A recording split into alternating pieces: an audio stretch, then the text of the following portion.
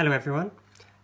I shared on Facebook this building block card I made, which is in like a pyramid formation, and a lot of people liked it, so I'm going to show you how I made it today. So it'll fold flat and go into a 6x6 envelope easily. So this was using the Beautiful Baby Boy kit from Knitwits. So today what I'll do is I'll use the girl version of the kit. And the reason I used this kit is that it comes with the months cards. So I thought it was perfect for this because you've got all these little squares to cover, but obviously you could use whatever you wanted. So all I did was I shrunk one of the backing papers, so plain blue for this one, plain pink for the girls one, and then just layered my images on top. So I ended up printing 16 of them, so 4x4 on one page. So that's the finished one. Those are the images I'm going to use. So I'm going to put them to the side for now and just grab my cardstock. The original one, it was just on a back. But I think this time what I'll do is I'll make a card for it as well. So I've got some, this is just the white cardstock from Creator Expression. And I'm going to make a card blank for this time. So I'm going to cut my sheet at 5 5/8. So that's 5.5, and just move it over 1/8 by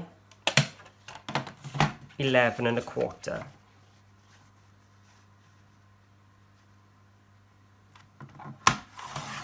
So that's my card length. It sounds like strange measurements, but it's just to make the squares. And if I did it at 2-inch squares, because these are just slightly less than 2 inches, if I did it at 2, it'd be too bulky to fit in my envelope. Well, while I'm here, let me cut my second piece as well. So this needs to be cut at 8.5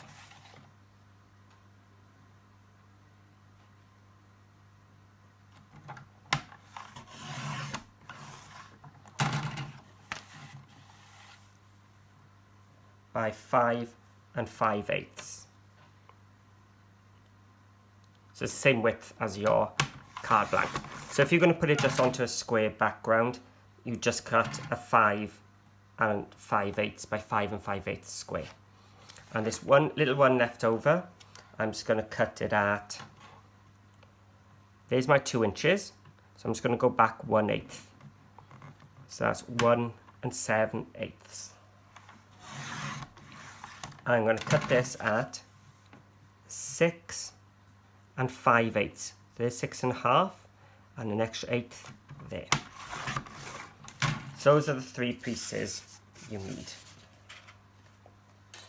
So let's grab our scoreboard.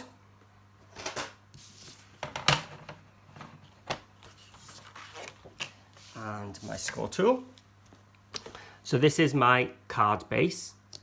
And I'm just going to score that in half, so 5 5/8. So there's my 5.5 just across 1. So that's my card blank. But as I said, you could just do a plain square. That's fine as well. That's card base done. Just grab my score tool. And now this is my main piece. So I'm going to just score it into thirds to start off with. So I'm going to score it at 1 7/8. Then I'm just going to turn it around and do 1 7/8 again. So it's my 2 inches. I'm just going back 1 notch. Now I'm going to put the long piece across the top, and I've scored half. Then at 2 3/8. So just count across 3. 1 2 3. 4 1/4. 6 1/8. Just cross 1 more. And at 8. So that was 1/4, 2 3/8, 4 1/4, 6 1/8, and 8. So that's giving me all my squares here for my building blocks. But with this 6 1/8 one, I'm also going to come across 1/2 inch again to make an extra glue tab. So I'm just going to count 1, 2, 3, 4. So that's 6 5/8. And I'm just going to score down and stop when I come to that first score line. So if I show you, I've just come across 1/2 inch. So just counted 4 channels really. And score down and stop there. I'm just going to flip it over, 6 5/8 again, and do exactly the same, stop at that first one. So that's my main panel done. So this is now the front cube. So I'm going to do the same measurements. 1/2, 2 3/8, 4 1/4, and 6 1/8. And that's going to be, as I said, my front cube. And that's our scoring done for now. Put that away. So that was my template, so I'll get my measurements right. I've got some tape now and a scissors. So I'm going to do some cutting now. It's quite hard to see in the light. So you can see I've got one tab here. So I'm going to cut down, past that tab, and down the next square to there. Okay, so I got my 1/2 inch tab and one full square cut there, and exactly the same this side. And now keep those 1/2 inch tabs in place and just trim off the rest. So we're not using that bit there, or this bit here. Okay. So now I've got 3 tabs at the top and a tab at the bottom. So with the bottom one, I'm just going to take my double-sided tape and I'm going to go across all 3. And then just put some tape on each of these tabs, like so. And just to tidy things up, you don't have to, this is optional, you can just miter each of these.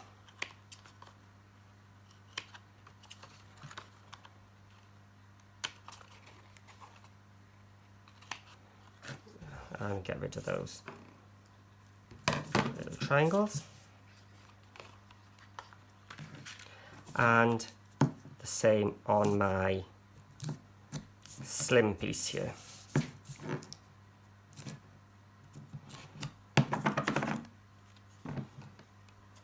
I'm just going to miter. It just tidies things up a bit, but it doesn't need to be done.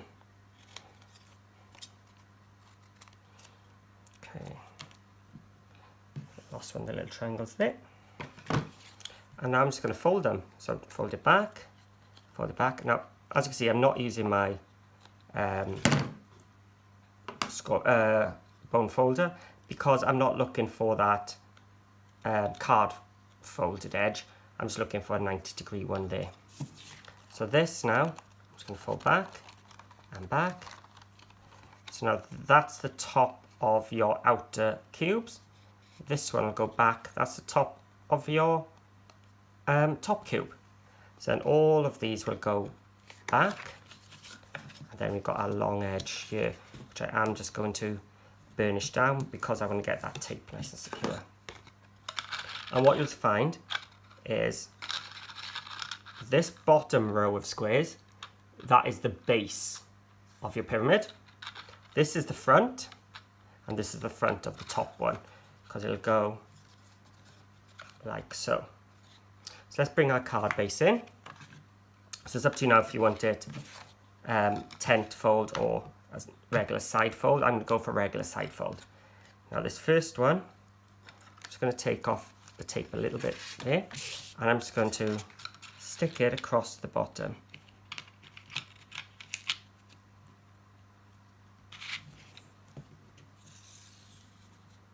So just, my tape ripped there, let me just try and get my fingers in.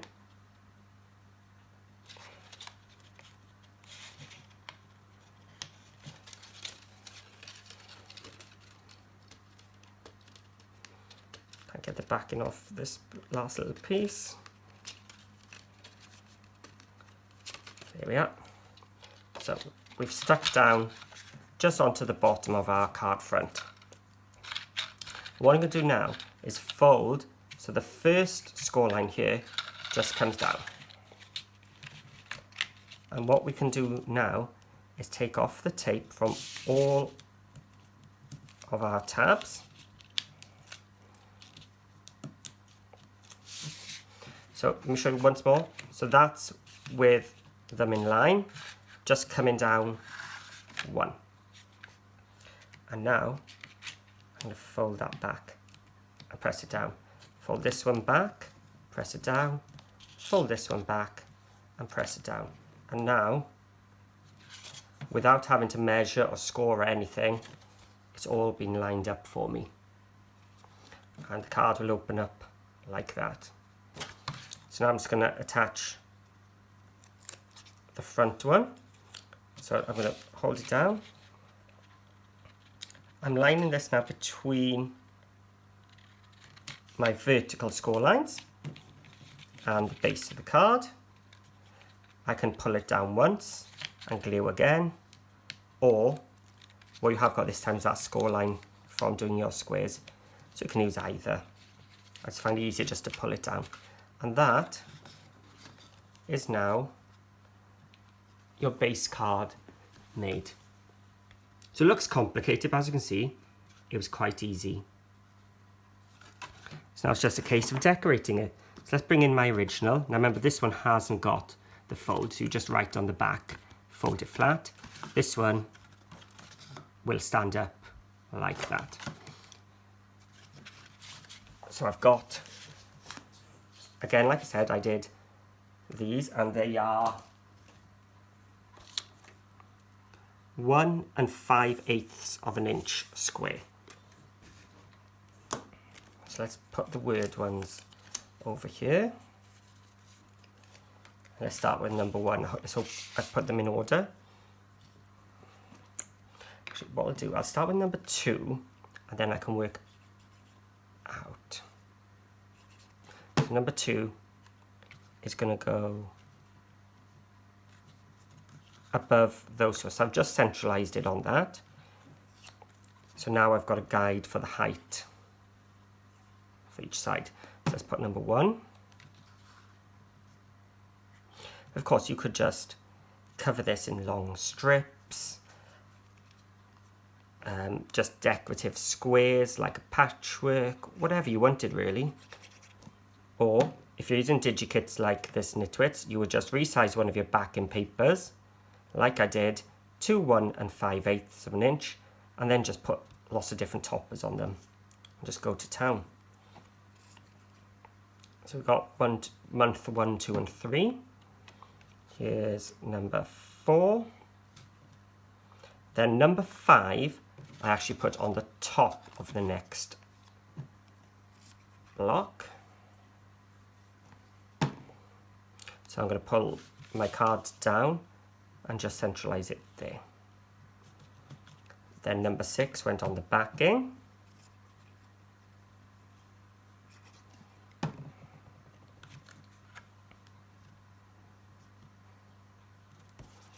Number 7 went on top of the block on the bottom. So as you open it up, you'll see it pop up here.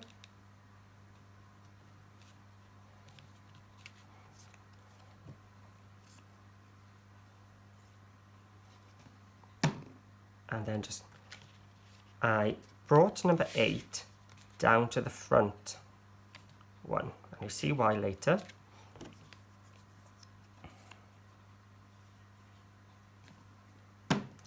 and then 9 went here. So the reason I skipped that one and brought it here is your 1, 2, 3, 4, 5, 6, 7, 8, 9, 10, 11, 12 would have been there, and then you would have had that awkward one there. So what I've decided to do is this front one in the middle, that's where I'm going to put my sentiment. So I'm just going to put the twinkle twinkle little star image here.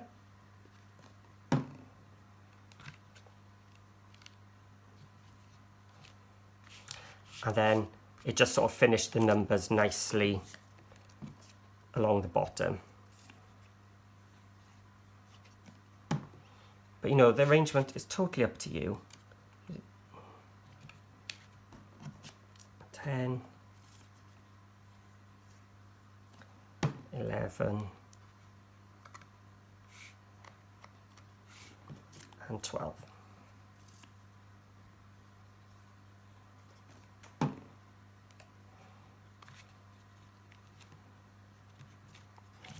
Let's lift that one up, and there we go. When I lift it up, the blocks will now just go in numerical order. And it's up to you, you could just leave it like that, or we have got these 3 left here, so we could put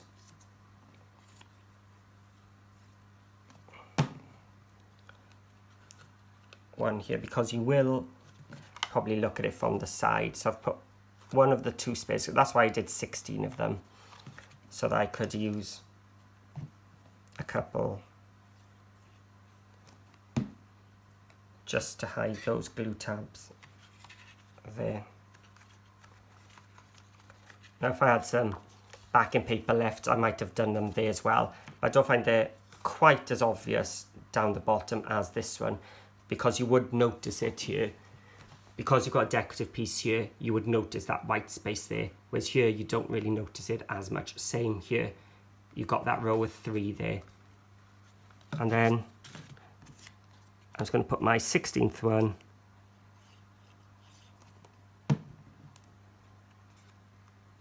on the bottom of this one here. So there we go. Our pyramid building block card onto a card base, folds flat into a 6x6. As I said, you could do this if you're going to make your own envelope, just going out every 2 inches. It will be much easier measurements. However, it won't fit into your 6x6 regular envelope because of the bulk. So that's why we've dropped it down by that 1/8. Okay. So thanks for watching. And if you do have a go, remember you can use any papers as you wish, and you can still share it in my group, Paper Crafting with Paul, on Facebook. And I'll add a link below to the group and also to where you can purchase the DigiKits. So this is the boy one, this is the girl one, and I know there's a neutral one coming out soon too. But I didn't say that, okay? Although by the time you watch this, it might have already come out. So please, if you haven't already, give it a thumbs up and please subscribe to the channel. It really will help a lot to keep things going. And my channel will pop up then in searches if it's got those likes and subscribes. So that really does help me. So thanks for watching, and I'll see you again soon, and look forward to seeing your versions.